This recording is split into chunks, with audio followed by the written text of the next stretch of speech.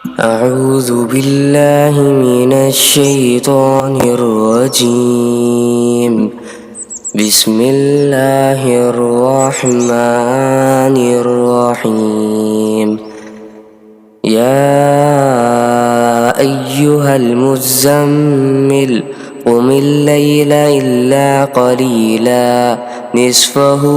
أو انقص منه قليلا أو زد عليه ورتل القرآن ترتيلا إنا سنلقي عليك قولا ثقيلا إن ناشئة الليل هي أشد وطئا وأقوم قيلا إن لك في النهار سبحا طويلا واذكر اسم ربك وتبتل إليه تبتيلا رب المشرق والمغرب لا إله إلا هو فاتخذه وكيلا واصبر على ما يقولون واهجرهم هجرا جميلا وذرني والمكذبين أولي النعمة ومهلهم قليلا إن لدينا أنكالا وجحيما وطعاما ذا غصة وعذابا أليما يوم ترجف الأرض والجبال وكانت الجبال كثيبا مهيلا إنا أرسلنا إليكم رسولا شاهدا عليكم كما أرسلنا إلى فرعون رسولا فعصى فرعون الرسول فأخذناه أخذا وبيلا فكيف تتقون إن كفرتم يوما يجعل البلدان شيبا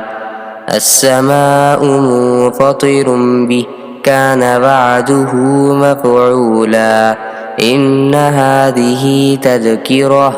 فمن شاء اتخذ إلى ربه سبيلا إن ربك يعلم أنك تقوم أدنى من ثلثي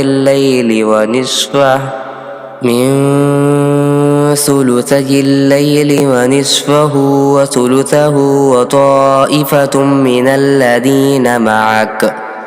والله يقدر الليل والنهار علم أن لن تحصوه فتاب عليكم فاقرؤوا ما تيسر من القرآن علم أن سيكون منكم مرضى وآخرون يضربون في الأرض يبتغون من فضل الله وآخرون يقاتلون في سبيل الله فاقرؤوا ما تيسر منه وأقيموا الصلاة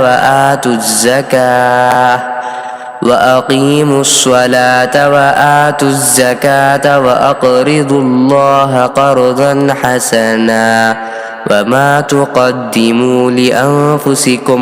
من خير تجدوه